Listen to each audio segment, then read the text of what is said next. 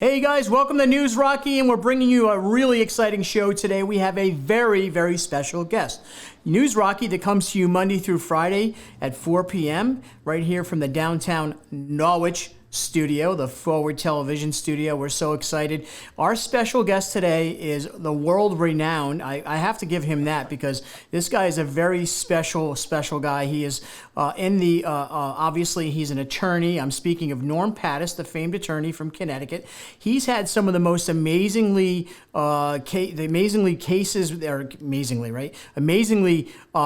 guess, notable cases in the state of Connecticut and even further out into New York and some other places. We're going to talk to Norm Pattis about all that and more, get his opinion on some of the constitutional issues of the day. He's a very, very interesting listen, so I applaud every one of our listeners. Please stay tuned to News Rocky today. You're going to get to know a little bit about famed attorney Norm Pattis when he gets in the ring with News Rocky.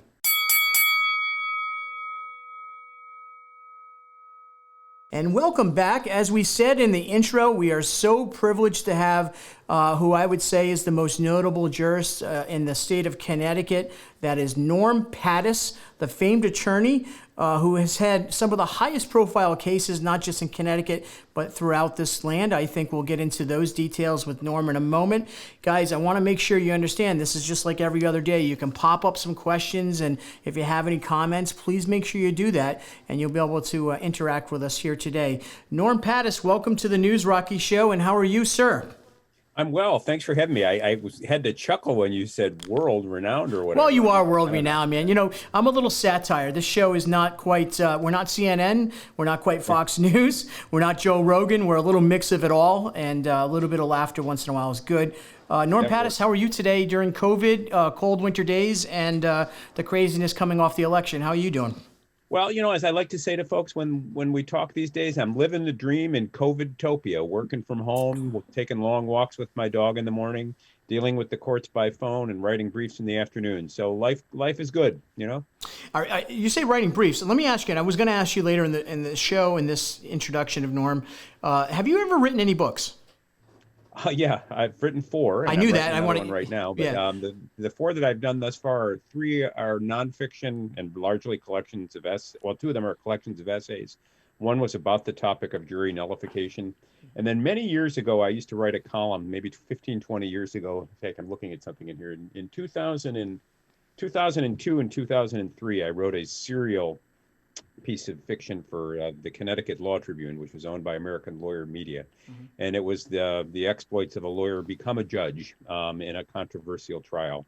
And it ran to 105,000 words or so. And then I thought, hey, if Dickens could write serial fiction, so could I. Little did I know how hard it was. So I got to the end of the thing, and I just have the judge created such a mess in the trial he was in, he just quit and walked off the bench. So is that how you're going to end your career someday, or just walk off the set?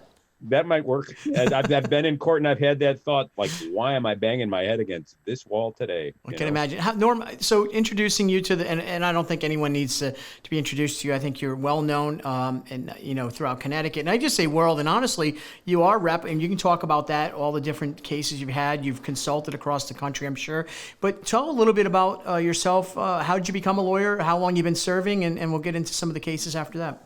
So I'm an accidental lawyer. I'm 60. I'll be 66 this year. I turned 65 last September, and no one in my family had gone to college, much less graduated high school. My father deserted our family when I was quite young, leaving my mother and I to fend for ourselves. And it was an interesting life. We moved from rooming house to attics and stayed one step ahead of social workers for about 5 or 6 years, until she married a guy who I didn't see eye to eye with. So when I turned 16, I left, and I haven't been back since. Much to my good fortune, a high school guidance counselor saved the day for me, because I realized I wanted to get a high school diploma. I don't know why or where that came from. So I enrolled in night school. This was at Denby High School in Detroit, and was going to night school and day classes so that I could cut a year off of my high school experience and get the hell out. And she called me in one day, and apparently I did well on standardized tests, that they used to give. And she said, "What are your plans?" And I said, "I want to go to California and, live on a commune or something." Mm-hmm. Even then I had hippie-ish aspirations. And she said, "Would you go to college if I could get you in?" And I said, "I don't know." So one thing led to another. I ended up with the Mothers Club scholarship, which must have been a scandal to the college prep kids. I went to Eastern Michigan University for a year and a half and learned how to study. Did well, transferred to Purdue, my undergraduate degree, then went off to Columbia, where I was on a full fellowship in political philosophy for about 6 years. Didn't finish a PhD, but came close. Taught there for a few years and decided that I didn't really want to be a specialist in 18th century Scottish Enlightenment. David Hume was my passion, but I wanted to know the world I was living in. So I became a journalist and wrote editorials for a few newspapers, including the Waterbury Republican and the Hartford Courant. And then ultimately ended up in law school in my early to mid 30s. And I didn't really intend to practice at that point. I just wanted to know more about how the world worked, how things hung together. The German philosopher Immanuel Kant once famously said that two things filled him with wonder: the starry heavens above and the moral law within. I was gobsmacked by a third thing: government. I mean, how is it that perfect strangers acquire the right and not just the right, the power to tell us what to do, to lock us up, even to kill us if we misbehave badly enough? I wanted to know more about all that stuff. So I went to law school and fell in love with the criminal law. Had the good fortune to be introduced to John Williams in New Haven, who was a legend at that point and still is. And I worked with him for 13, 14 years, learned civil rights law and criminal defense law. And then about the time I turned 50, started my own firm, and I've been on my own ever since. Geez, only 16 years, or almost about 16 years in your own firm. You've gotten quite famous in a short amount of time, haven't you? Well, I mean, I've been at it for about 30 years altogether, the practice of law. So, I don't shrink from a controversy. In fact, my view is the law is a crushing amount of work. And so I would prefer that the stakes in my cases be the highest possible stakes to justify all the work. It's the same rule of evidence, the same rules of procedure, whether it's a parking ticket or a murder case. I just find murder more interesting than parking tickets. How many murderers have you represented? Do you keep a tally of those kind of cases? I don't keep a tally, but I want to correct you. I've represented many men accused of murder. Interesting. Okay. And some of them have been acquitted. Very quick on your feet, aren't you there, Norm? You got me on that one. Go ahead. I really don't know. I mean, I've probably got 4 or 5 in the caseload right now. And one of these days when jury trials resume, I hope to try those cases. How many cases have you tried since you started? I don't know, a couple hundred. I lost track at about 100, and then we estimated, the publicist and I, about 150 some years ago. So I'm going to say a couple hundred. Do you remember details of each one of those cases a little bit? I mean, you seem like your mind is sharp, obviously, even at this older age that you're admitting you have now. Excuse me, my glasses are slipping down. That's all right. I take that and give you back too, flipping. No, but I mean, do you kind of remember little bits and pieces about each one of these cases? Because when I've talked to you, Norm, and just for the record, Norm, I'm going to introduce how I actually got to meet you, and you might remember it was during the George Lenyard case. I was part of the Department of Corrections then, and doing court security. Yeah, I forgot that, but I do. I remember that. I mean, you mentioned a name, and the case comes flooding back. I remember George's case very well. Right, yeah. And he was incarcerated at Corrigan, where I had worked previously as a correction officer. And you don't remember, but I used to stare at you like really evil, like I hated you. I couldn't understand, wow, how can you defend these kinds of people, right? And I remember one day you talked to me about why, and this was after when I had become a state representative, and you explained to me you defend law. As you opened up with, your passion is your understanding and belief in the law and the language, right? And like you can separate yourself, Norm, and I'm asking a question, from the person to defend the law. Is that correct?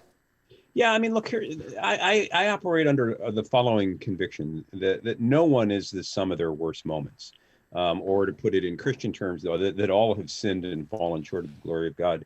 And I certainly know from my own personal experience that small acts of grace given to me by others, adults who took an interest in me, the high school guidance counselor, my participation in the Big Brothers program, where a big brother took me to his home for, meals, home-cooked meals by his wife a couple times a month. Little acts transformed me, and so it's my pleasure to be available to others in their hour of need. And sometimes I'm able to work transformative miracles for them. Sometimes I'm not. But the commitment I can make to a client in the well of the court is that I'm all in, and you'll have the fight of a lifetime. And if the state wants to come and get you, they got to come through me.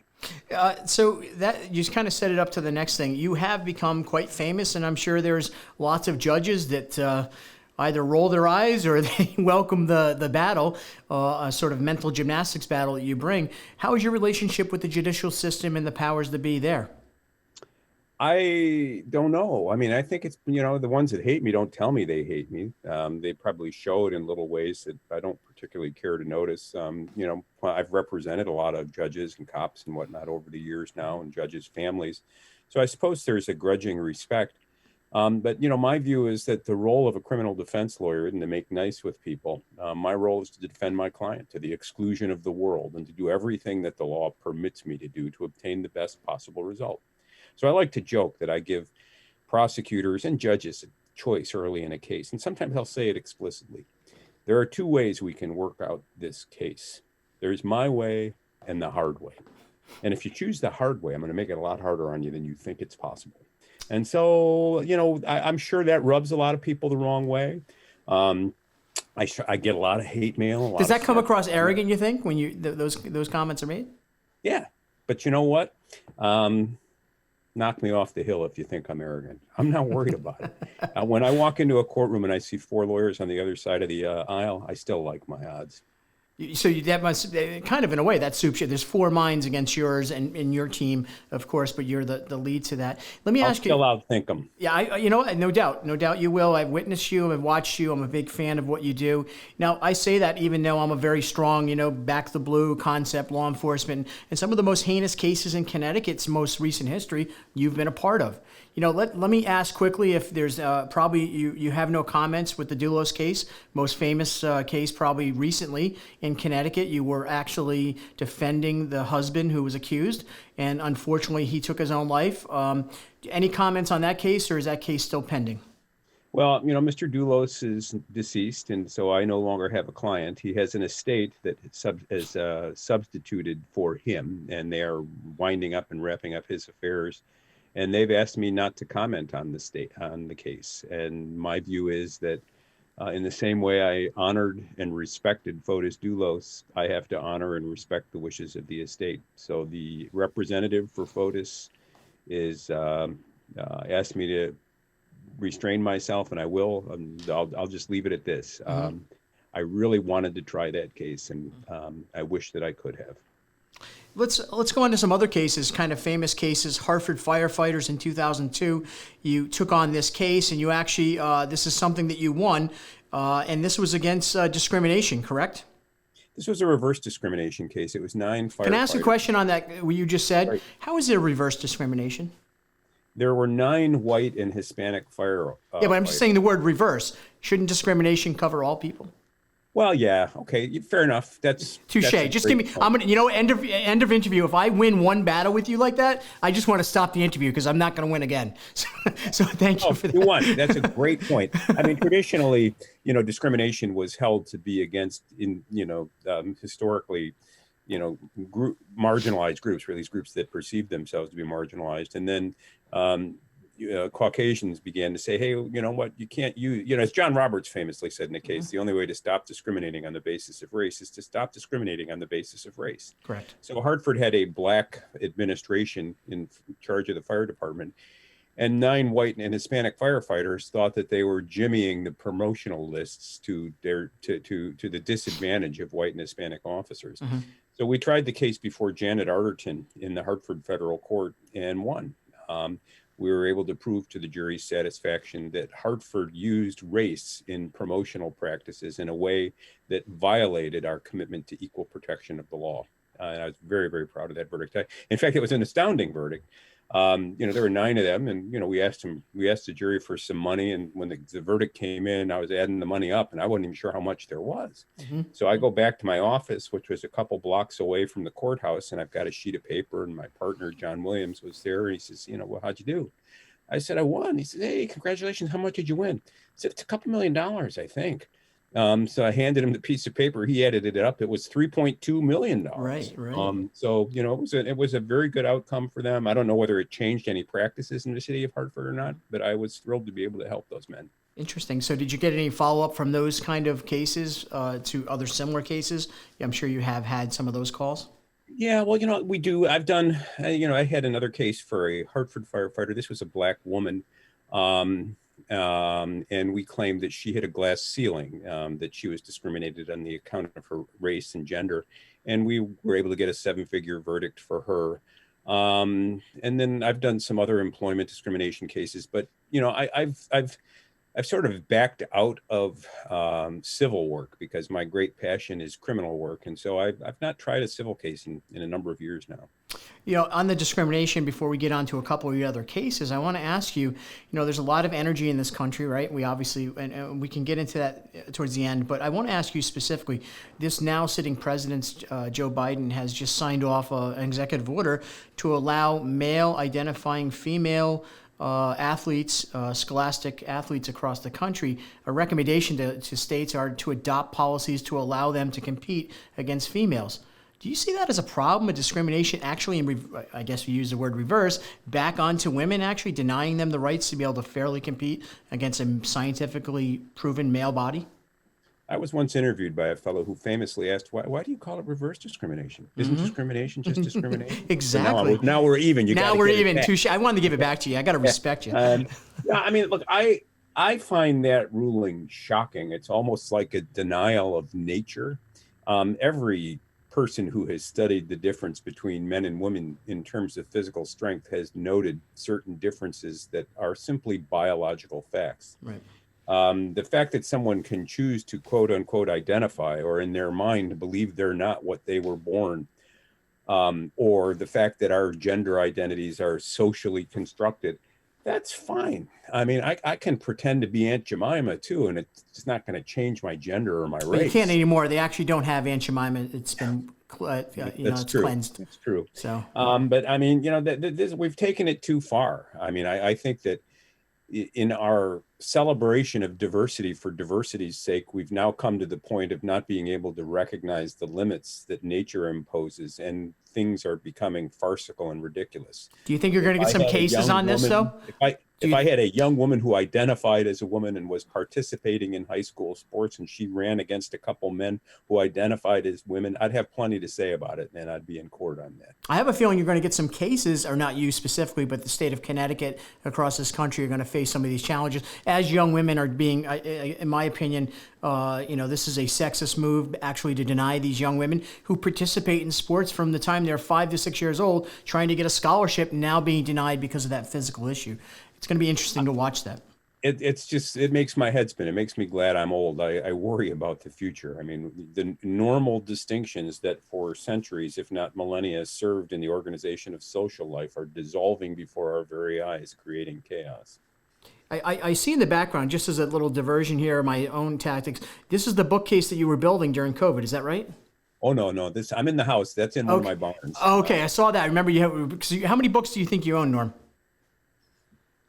Between home and the office, I don't know, 30, 40,000. And you've picked up each one of them repeatedly, probably at times, right?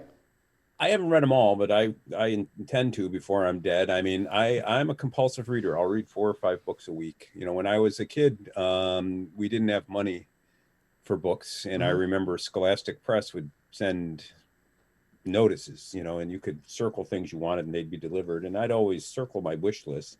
But life was what it was. I mean, we didn't have any money. Now I own a bookstore, and my house is filled with books, and I just love to read. I mean, there's no drug like the learning curve. So going on to another case, and I did say you're world known, and I think if you defend someone in New York, Jonathan Gibbs, I'm talking about in 2014, you won an acquittal for Gibbs, who was accused of shooting a man to death for a pair of sneakers. Tell us a little bit about that story. That was one of the most extraordinary cases of my life. And I'll never forget, I was in my office and the phone rang, and it was a woman and her boyfriend was accused of murder. Well, that'll always get my attention. And he was being held at the Hartford Correctional Center, and he'd just been picked up. Would I go to see him? I was in the office, so I did. And I went to meet this young man, and he was just a little younger, 2014. And it's about my daughter's age. And in the course of an hour or so with him, I thought, what a delightful human being. If my daughter came home with this man, I would think I'd won the lottery. And I still believe that. John, if you see this, Sarah, if you're listening, the two of you need to get together. I just can't cope with it. So John told me, and all this has come out in court, so I'm not Mhm. violating the attorney-client privilege. Here's what he told me: that on Father's Day of a given year, his family was together with him. I think in Meriden. I'm sorry that I can't remember the town. It's okay. And he had a specialty set of sneakers that he posted for sale on Facebook, I believe it was. And somebody reached out and said they'd like to buy those sneakers at a premium, and had arranged to meet with him at 11 o'clock that night in, I believe, New Britain. And so, as his family left his house for the Father's Day celebration, he was putting the sneakers in his pickup truck, and his uncle said, "Where are you going?" He said, "I'm going to sell sneakers." "Where?" In New Britain." "Well, I better come with you," the uncle said. "It can be rough down there." So the two men got in the car. The uncle was like a father to John, very close to him. John respected him more than he respected his own father. He'd also done some prison time and had a felony conviction, and it was unlawful for him to possess a firearm. When John got to the location to sell the sneaker, he got out of the car and took the sneakers to the front of the truck, when a young man approached and flashed what looked like a weapon from his belt area, took the sneakers and ran. John screamed at him, and as he screamed, he heard the report of a weapon, and a shot was fired from within the cab of his truck. And the only person in the cab of his truck was his uncle, so he assumed his uncle fired that shot. It was pitch black in the area, so they looked for the kid. They drove around and couldn't find him. So, and that's the end of it as far as he's concerned. Didn't find the sneakers either. Next day, he is awoken by a SWAT team around his house, and he's taken down to the police station and interviewed about what he did the night before. And officers spent hours with him, and what he told the officers is that he went to sell the sneakers, but that he drove alone. And that after this young man ran off with the sneakers, John said he fired a warning shot in the kid's direction, hopefully to stop him. And that he looked and yada, yada, yada. And during the interview, he asked the officers, "Is the kid okay? What happened?" And the officer said, "I don't know." Well, only after John signed the statement that he was alone and fired the weapon did the officers tell John that the bullet hit the kid in the back of his head and came out the front, killing him, dropping him in his tracks. So John had confessed to murder. Interesting. So I say to John, under oath, I say to John, "What the hell is that up about? You confessed, basically. You gave your life away. Why?" "I didn't want to put my uncle in jail. I figured I could take a misdemeanor for reckless endangerment or whatever the charge would be, reckless discharge, whatever. But my uncle would go to prison. I wanted to protect him." And I believed John. And so I called the state's attorney and I said, "You need to find the uncle and find out what he has to say. He was the one who fired the shot. We're worried he's going to commit suicide." So the state didn't want to hear it. We went to trial, and I put John on the stand to tell the jury that he had lied to the police and why. And then I asked the police officer why they lied to John. Why, when he asked about the condition of the young man, they didn't just tell him he was dead. Why they in effect tricked him into making a confession. Why they cared more for a signature on an affidavit than the whole truth and nothing but the truth. The state wouldn't drop the case, so it went to the jury, and the jury considered all the forms of homicide that the law permitted: murder, manslaughter with a firearm, general manslaughter, criminally negligent homicide, and it acquitted John of each and every charge. So he walked out the court a free man. We had to try the case a second time in bankruptcy court, where the estate of the young man pursued John for wrongful death. Even though he'd been acquitted in the criminal court, a civil action still lay, and that jury acquitted him as well. So we were able to walk him twice away from catastrophic consequences. How is he doing now, John? He's pretty good guy, but he still hasn't found my daughter. Okay. But I'm telling you, he is a salt of the earth human being. He does HVAC. Okay. HVAC. So here's a shout out to John Gibbs, Gibbs. If you have an HVAC issue in your home, find John Gibbs. There you go. There's a commercial. We usually charge for commercials here on the News Rocky Show, but thank you, Norm. I got to tell you, as you read into the stories, I'll connect with you now on this one. Kevin King in 1999. This is a Pattis win again, and you actually took on the Department of Corrections in the state of Connecticut and some civil rights issues. Talk a little, and I know this case very well. It changed the way I operated in my business in Department of Corrections. Share with the viewers of News Rocky kind of a little bit about that case. That was a long time ago. Sorry. So I was in my office one day and the phone rang. That's how all great lawyer stories should begin. I was in my office one day when the phone rang. Okay. And it was the public defender's office. Would I consider bringing an unreasonable force case against the DOC? They'd beaten a man who tried to escape. Why would And they without choose you for thinking that, though, about it, Norm? Why would they have Listen, that's not a case that's easy to win. Why were they choosing you? Maybe was this a few good men kind of story, or was it just maybe they believed you really wanted the job? well, I came up trying police misconduct and official misconduct, Okay. unreasonable force cases. I've probably done as many of those as anybody alive. Certainly scores of them, and I know them intimately. And so I'd won a bunch of those, and I guess they figured it's a tough case, and this, Pattis has a screw loose, so let's ask him and see what he says. All he can say is no. So I filed an action claiming that the guards had behaved worse than the people that they protect, or that they guard us against, and brought an action against the guards. And here's the underlying facts. Kevin King was a young man, I believe in his early 20s, when one Christmas season, he had a night that destroyed several lives, including his own. He apparently raped and murdered a young woman, his girlfriend, who was a teenager. She was babysitting her toddler sister. And he beat her apparently so bad that her features were unrecognizable to people in the emergency room when she was taken to the hospital to be pronounced dead. The state sought the death penalty against John, and didn't get it. They got life without parole. While he was at the Hartford Correctional Center, he knew that he had one last chance to escape. And that if he didn't escape from HCC, by the time they got him to the Supermax at Northern, he'd never get out. So he was desperate, and he conceived the following plan. He studied the guards and found a guard who was about the same size as he. And the guards were a little reckless in how much they talked about their personal life. So he learned by listening what kind of car this person drove. I think it was a pickup truck. And on a given night, he lured the guard into his cell, and with a shank, a prison-made homemade knife, he told the guard, "Give me your uniform." She said no.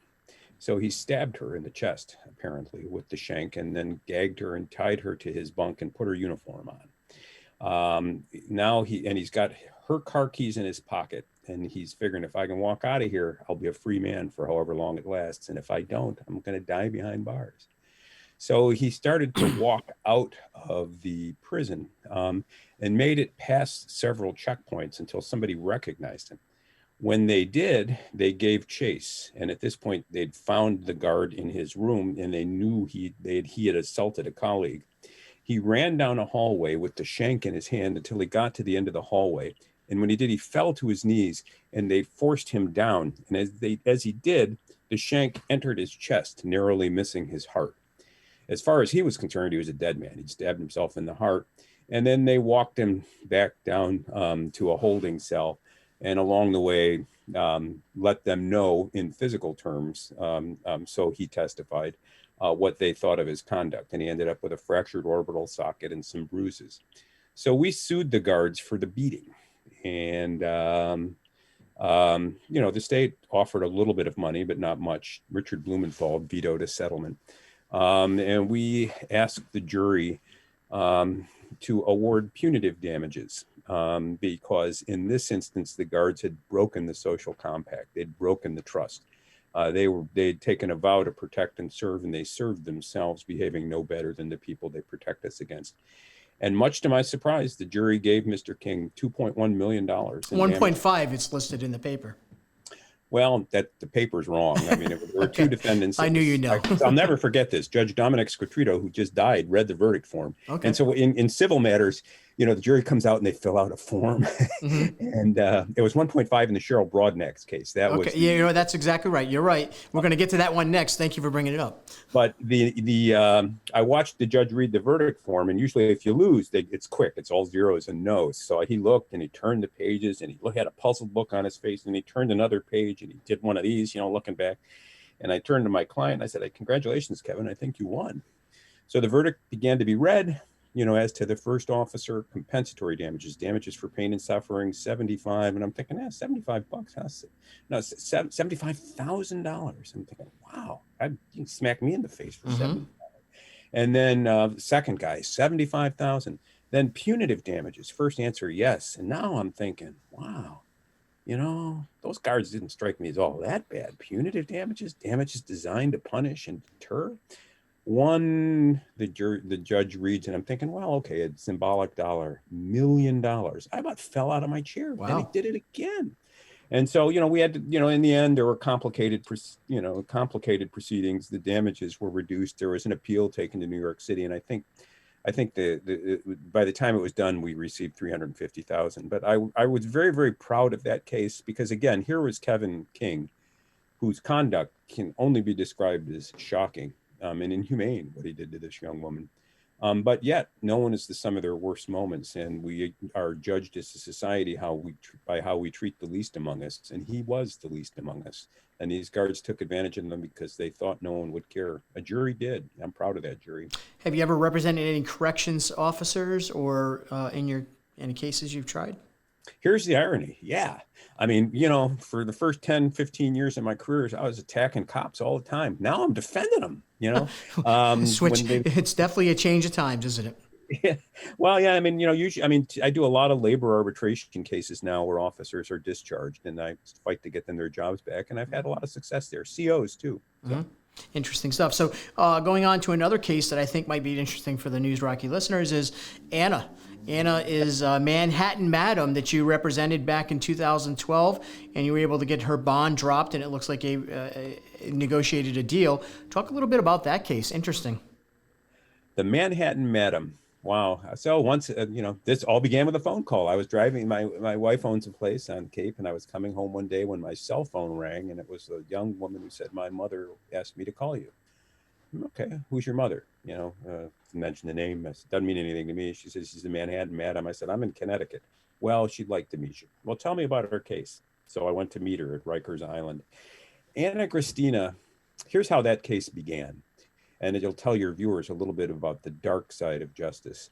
Remember Elliot Spitzer, the Sure former do. Attorney General of New York? So he got in a little trouble for, playing in the wrong playpens, and with call girls and whatnot. And so there was a secret wiretap on Spitzer, and several other people suspected of being involved in the high end of the skin trade in New York. And Anna Christina, who operated in the prostitution service, was wiretapped. And so Spitzer's investigation was secret and was supposed to be secret. One day, officers on the wiretap heard Anna say to somebody, Elliot's going to be arrested tomorrow. I'm going to go to Canada for a while and lay low for a few weeks. And they thought, how could she know that? Who told her that? It has to be someone in our office. So they developed a sting operation where a couple women working for Anna provided, corporeal services to somebody. They got them on tape, and they picked Anna up off the street one day and charged her with conspiracy to commit prostitution. I think that was the charge. It all came down to those facts. And they took her not to a jail, but to a safe house in New York, a townhouse, I think in the 20s on Manhattan, to a building that looked for all intents and purposes like a residence, but wasn't. It was a secret office for the Manhattan District Attorney's Office. And in that office, they said, they said they issued her an ultimatum. Either tell us what you know about Spitzer and tell us about your clientele, or that given the fact that you're Scottish, we're going to see that you go to prison and that you end up deported. She wouldn't tell anybody. She went through a series of lawyers before coming to me. In the end, never did break, and tell people about her clientele. She had a sophisticated set of servers located around the world with her data on it, and the law enforcement authorities were never able to crack those servers. Wow. And then the information timed out. In other words, it's gone now forever. But people were so interested in the case, it was unbelievable. Dr. Phil, of all people, wanted to interview her. Okay. And, it's not like I'm so arrogant. I like to read, so there's no time to watch TV. So I knew who Dr. Phil was, but I didn't know much about him. So the next thing you know, I'm on the phone with Dr. Phil's producers, and they want to interview Anna. So I turned it over, the call, to a firm that does my public relations work when things get kind of crazy, when there are too many calls to return. And they said, he'll pay for an interview. I said, well, how much will he pay? So in the end, it was a lot. It was six figures, six plus Wow. figures. Wow. And they had to fly out to Anna. I'd gotten her released from prison by this point. She was living in upstate New York. And the next thing you know, we're sitting in Anna's kitchen with Dr. Phil. And we had an agreement about what could and couldn't be asked. And at some point, and we're on film, and all of a sudden I hear this click, click, clicking sound. And I look, and it's a couple pigs, literally, four-legged animals, Mm-hmm. walking into the kitchen. And I looked, I said, Anna, what, WTF is up with that? Mm-hmm. They were her pets. So Jesus. without realizing it, I almost said, "Oh, Oprah, I'm so glad to see you," but and Oh not gosh. realizing that would have blown it up because Oprah was Phil's mentor. Yes. Yeah. So He would have blown we the get, deal. yeah, we get on film, and I think and I've got this big check in my pocket, and we get on film, and I think that he's breaching the agreement. So I stop the interview, and he's getting all pissy, and I'm thinking, what are they going to do with that check? Am I going to get paid? Is Anna going to get paid? But it all went well, and in the end, we got a deal for her with time served. Um, I remain in touch with her. She'll be in the news again soon for reasons that I'll let your viewers discern when the Well, I time. could ask the question, but I'm pretty sure it has to do with some Epstein connection of that time period, No, 2012. Or maybe I'm wrong. I'm just trying to get a break here. no, no, no, No? no. Okay, well, we'll look forward to finding out about Anna. But in that same time period, that was under Giuliani, correct? Wasn't that the Giuliani when the America's mayor was there? Was that sort of he had this secret force, it sounds like you're talking about this location?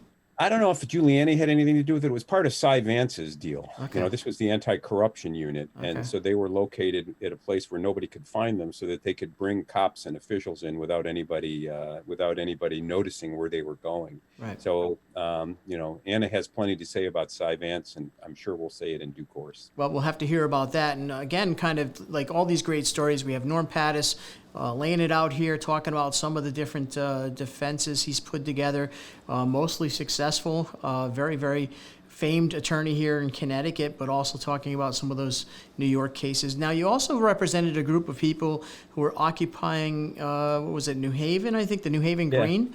Talk a little bit. Yeah. That's a little bit of a different, like, this is not a, up to this point, a lot of really aggressive cases you've been trying. This is a bunch of people down on their luck, I'm assuming, that were living on the green in New Haven. Talk a little bit about them. Well, it's a little bit more than that. After the 2008 financial crisis, I think caught us all by surprise. And then we learned about, subprime mortgages and how Wall Street was lining its pockets, presumably at the expense of the rest of us. And so an Occupy movement arose in Manhattan, I think at Zuccotti Park. And it was soon followed by other groups who occupied public spaces, basically saying, we're the 99%. We are the forgotten Americans. And the Occupy New Haven movement ended up creating a tent city on the green across from Yale. And that tent city, I think, went up in October and surprised everybody by remaining standing through the winter and into the spring. There were tense discussions with the city about their conditions under which they could remain, whether they could remain, when they'd have to leave. And their First Amendment law about the right to associate and to petition for the redress of grievance and speech recognized the rights of people to do things like that. But it also recognized reasonable time, place, and manner restrictions by owners of the property. In this case, a question arose as to who owned the green. And I spent some time in the Yale Law School library to learn that the New Haven Green is unique among all the property in North America. In colonial times, in the early 17th century, when a group of colonists would come into an area, proprietors would typically take possession of the property and dole it out, give it out to newcomers if those newcomers met certain criteria. Typically, there were religious qualifications. They went to male, they went to white guys. In New Haven, a certain portion of the land, including the green, remains in the possession of a group called the proprietors. And these proprietors go all the way back to the early 17th century. In fact, one of them is a lineal descendant of one of the first proprietors. At the time, then, of the effort by the city to oust the Occupy New Haven movement, we took the position that the city didn't own the green, and therefore it had no authority over these kids. Now, it's a kind of a crazy theory that only a lawyer would dream up. Um, um, and, uh, and you know, if the proprietors wanted the kids off, they were going to have to show title to the land, that they were in fact the owners. Well, do you know, to this day, there is no document showing title to the New Haven Green. That land remains unencumbered, as it were, by a title from the beginning of the colonies, from the founding of the republic until this very day. And the proprietors are a self-selected group of five. At the point, Janet Bond Arterton, a federal judge, was one of them. Guido Calabresi's wife, who was a federal judge and is a descendant of one of the initial proprietors, was another member. Drew Days, the former Solicitor General, then law school professor at Yale, was another member. I think there was a bank president and a person from Albertus Magnus. So we challenged their ownership of the green, and we tried to argue that the land was a quasi-public trust, and that because it was a quasi-public trust, no one really had the right to kick the kids off the green. We failed to persuade the trial court of that. We took the case to the federal appellate courts in New York City, the United States Court of Appeals for the Second Circuit, and lost there. And ultimately, these young people were removed from the green. That became a hugely significant case for me in my quote unquote intellectual development, because up until that point, I would have defined myself more or less as a limousine anarchist. Because I believe that the state is this necessary fiction, this marvelous abstraction that we create for the sake of common life together. The only thing that's real are individuals, and the state must always yield to the claims of individuals. Therefore, I used to fly even an anarchist flag in my office. Watching these kids on the green, and they weren't all kids, watching these people on the green through those 6 months taught me that government was more than a necessary evil. It helps set the minimal conditions of civilized lives, civilized society, civilized life between the two of us. And so, unreported to the public at large, there were tremendous problems in this tent city. There were rapes, there were assaults, there were acts of violence. And these kids wanted to claim they were beyond the law's reach, but they were sorely in need of what the law had to provide. And so that case forced me to confront some really dark truths about human nature and to grow up a little bit. Sounds like almost the Lord of Flies, maybe an Yeah, example, absolutely, absolutely. concept. Yeah. And, interesting. Has a book ever been written about that case? Because I find that to be, with all the detail back to the earliest settlers, the ownership of the land, the debate that took place, and regardless of the outcome, it was really, as you said, opened your eyes to a lot of interesting things. I want to move on to the last question on some of the cases. You might guess who I'm going to ask about last. Maybe you won't, but being a talk show and somewhat of a shock jock talk show, Alex Jones comes up as one of the more currently famous people you've represented. Talk a little bit about that relationship, if you can, with Alex Jones. So that's an ongoing relationship. I'm getting ready. In fact, today's Wednesday. By Friday at 5, we will have filed paperwork in the United States Supreme Court asking them to review a decision of the Connecticut Supreme Court as regarding Alex. I'm a free speech absolutist. My sense is you can say whatever you like. And if I don't like it, I don't have to listen. But if a censor decides I shouldn't listen to it, then I never get to hear it. Hence, I am far more afraid of what a censor will do than what anyone will ever say. And I'll defend the right of an unpopular speaker to say anything they like. Was the feedback from the Sandy Hook, obviously, listen, this state, we all know what happened, and there's no denying it, and whatever the situation is, did you get a lot of pushback when you did take this case with Alex Jones because of the notoriety of the shooting? Just in case your listeners and viewers don't know this, Alex Jones, early after the 2012 Sandy Hook shootings, spread the notion that this might have been a false flag operation, that it might not have actually happened. It might have been used by the government to help take our guns. As to the latter proposition, has it been used for propaganda purposes? Of course it has. As to the former proposition, he has since backed off. Did I get pushback? You bet your life I did. I was about ready to go into production for a radio show discussing some of my cases, and the radio station backed out because of Alex Jones. I've been disinvited to go places. Paradoxically, however, I appear from time to time on his shows down in Austin, Texas, InfoWars. I'll be doing a shoot down there today at 3:30 on something. Awesome. I mean, by Zoom. And, some of his viewers have accused me of being too moderate. Mhm. To those of you who hate Alex Jones, I would posit the same question that I posit to people who hated Donald Trump and to people who hate Marjorie Taylor Greene. Why do you hate people who deliver outrageous truths? Why do you blame the messenger? These folks aren't dangerous because of what they say. They're noteworthy because they attract voters and, in Jones's case, millions of listeners. And you should be asking yourself the following questions. What is it about our world that makes the popularity of such people possible? And the answer is a profound crisis of legitimacy, a profound crisis in our public institutions. For many Americans, government looks like an organized gang, and they feel disconnected from it.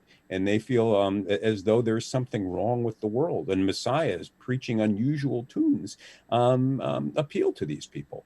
And so I think, the whole impeachment drama in D.C. right now, they're asking the wrong questions. They shouldn't be asking whether Donald Trump, incited an insurrection, whether he engaged in a high crime and misdemeanor, whether he was talked about a stolen election and derogation of his role to protect and defend the United States. They should be asking, why did millions of people find that attractive and appealing? That's the real issue. What's dividing us in this country? And can we find the wherewithal to unite before it's too late? Well, I got to thank you, and I agree with everything you've said. I do want to point out, and I'm a News Rocky show. I was a state representative, whatever the background is. I have had and taken exception with Alex Jones, but I will tell you a turning point. When I watched the interview with Joe Rogan, it was all cleared up for me. I'm not I don't typically watch Alex Jones' show. I understand this guy is brilliant, and I also understand that he also does speak in a way that sparks that attention. I'm going to throw it out through you. Alex Jones is invited to the News Rocky show. Thank you, Norm, for delivering that message for us. We'd love to have him come on. And actually, with this whole new network, I want to say to you, you just talked about, I'm going to tell you right here live that this network will offer you that same opportunity and be able to monetize it in a better way. So I want you to sit with the network owners. This is pretty exciting. If this other folks want to turn you off because of censorship, I will promise you that Forward Network will put that together. So we should talk offline about that. It's funny you should say that, because I have a series of folks who have talked about potentially backing me in a podcast, and I'm actively considering doing something. I will promise you the invitation, and we'll be in touch. That's awesome right there. So hey, history being made right here with the famous, world famous, as I called you, Alex Jones attorney Norm Pattis. I would love to get Alex, and we'll talk to you. I'll beg you a little further, at some point to talk to him. I'll be talking to him this afternoon. I'll mention it. I know he's appeared, I still do a Friday morning radio spot with Vinnie Penn. They haven't cut me loose yet. Okay, all right. We were supposed to start doing something on Channel 8. I think Channel 8 may have. You might get censored after News Rocky, because I am a little bit of a cuckoo myself. You might be censored after this show appears. Good. So good. Cuckoo is good. We need a little bit of seasoning in life, and outlandish opinion is good for the soul, in my opinion. I agree. And if it weren't for outliers, Jesus wouldn't have been crucified, and then where would we be? I'm gonna respect your time, and as we're wrapping down, I'm gonna rapidly throw a couple questions out. You don't have to do closing arguments on each answer, but just a few quick responses. Legalize recreational marijuana. Should it be legal across this country? Yes. Okay. Let's see. The next question I ask for you is with regards to the current political situation, and you kind of led into this a few moments ago, going on in this state. The fact that this divide, the Black Lives Matters movement versus this whole other concept, which I don't really understand because it should all be us.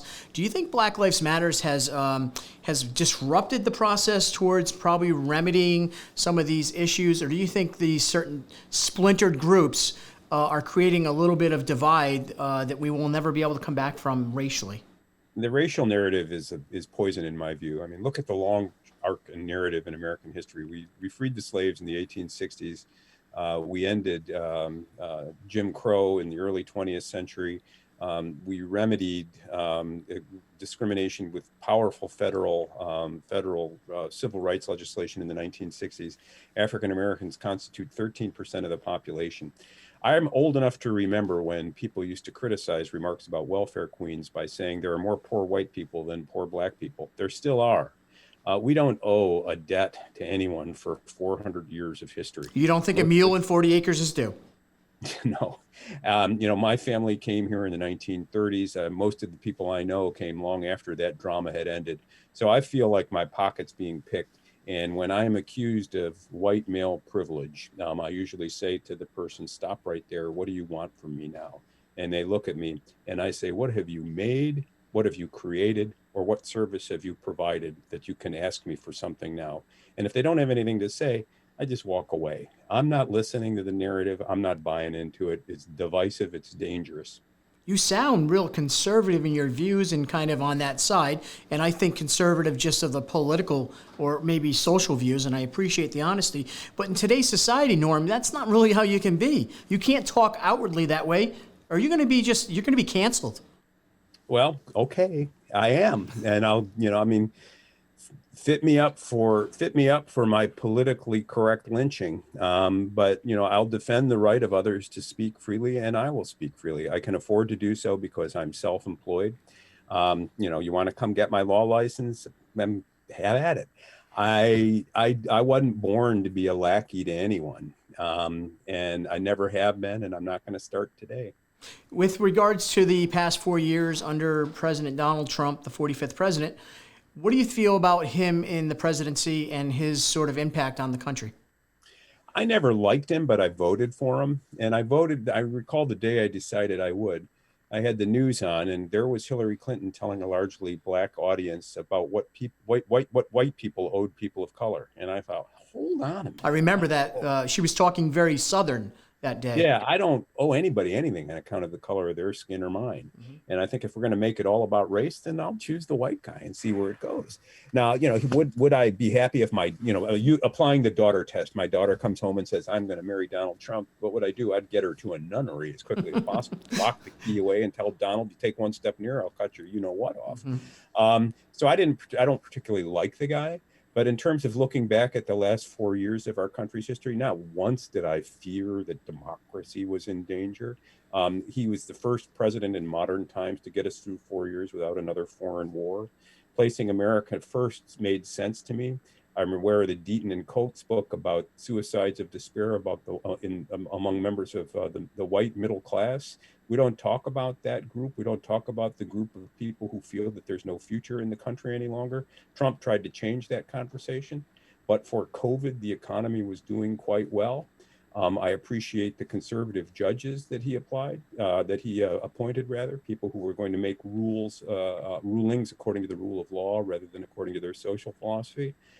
So I don't view the country as on a collision course with disaster during his presidency. Was he personally a disaster? Absolutely.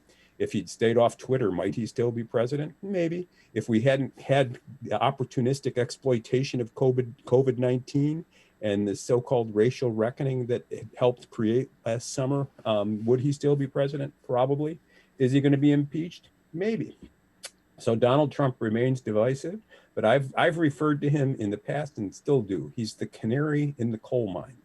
The question is, why would such a man be the best choice in the minds of millions of Americans for president? What in the world is going on in this country? What is wrong with this country? We need Dr. Phil to do that show for us because he's got to figure that one out. Here it is. We can do better. We must do better. That's my theme for 2022 and for 2024. We can do better. I hope so. Do better. I hope so too. I think the choices now are going to be different for Americans. As a little bit of a self-taught political, sort of insider that I am, and I know you're very astute in so many different variety of educated areas. But the fact of the matter is, you spoke of one thing, Norm. That former president spoke to the blue-collar individuals throughout this country who got greasy every day and, quite frankly, never even voted before. A population of this country, he said, I don't want to get involved in politics. It doesn't affect me. And then something happened when Hillary Clinton and the energy that came off of the Barack Obama administration, which we can all agree, had an opportunity to create a really, really good things as far as the racial divide, but I think, in my opinion, created a bigger divide. Donald Trump's under that impeachment hearing. Is it constitutional, in your opinion, as a professional jurisprudence that this is legal? Yes, it is. So the Constitution gives to the Congress the right to impeach. That is, for the House to charge someone and for the Senate to try them. And the standard is he guilty of a high crime or misdemeanor? That doesn't mean a crime on the books. It means, in the Senate's judgment, a crime that affects the constitutional order, that threatens the constitutional order. He was charged while he was president by the House. He's now out of office. And some people say because he's out of office, there's no jurisdiction. I don't believe that to be true. There are two remedies, and only two remedies, under impeachment law. First, removal from office. That's now moot. He's gone. But second, barring him from future service. That is no longer moot.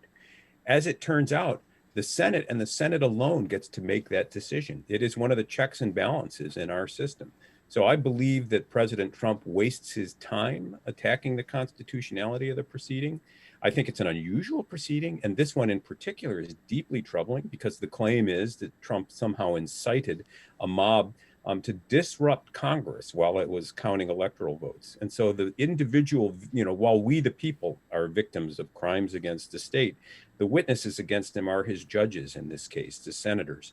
In no other proceeding in the United States would a person who was affected, was a witness, get to sit in judgment, but yet the Senate does so. And so for that reason alone, were I a senator, I would say, yes, there's jurisdiction to try him, but I would acquit because I think it's a deeply divisive and wasteful move. The country's coping with the economic catastrophe brought about by our response to COVID. We've got to stop fiddling while Rome burns and turn our attention to rebuilding some of our crumbling roads. Well put, and I think Judge Roberts probably had that same opinion in a sense because under the Constitution, or at least the following proceedings, he actually had the choice to or not to participate in the process. That's correct? That's correct. And here's the irony, though. If you look at the way the impeachment clause is written and has been used, there's nothing that prohibits us from impeaching a person once they've left office. So, I suspect some wits and humorists in Congress to do articles of impeachment for a former Democratic president. Maybe they'll do it for Barack Obama for misusing the executive power and as a threat to the constitutional order by governing by executive order. Mm-hmm. President Bush has done more, or not President Bush, President Biden has done more executive orders in the first 3 weeks of office than I think Obama did in his first three years. Very true so, point. Hey, stay tuned. Be careful what you wish for. I'd rather see us do better, though, and stop playing politics quite so viciously at the federal level. There's a country here that we all live in. We need roads, we need schools, we need education. We need the ability to trust the institutions that permit us to reach across the aisle and shake hands with a stranger and not fear that our pocket will be picked. We can do better. We must do better.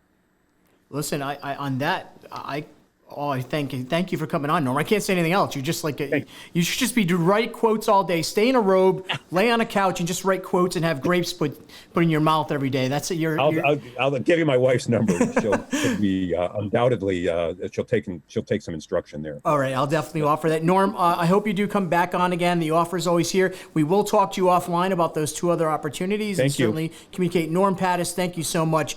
As we wrap up today's show with this News Rocky segment, I got to tell you, I think we are actually. I'm looking over to the producer. We're going somewhere, because today's show, folks, was an example of what News Rocky wants to do each and every day. Yeah, I come in some days, I'm all wilding out and passionate about a topic, calling Uncle Sniffy Joe or that or whatever. But the reality is News Rocky is really about also communicating with people like Norm Pattis, this famed attorney from Connecticut.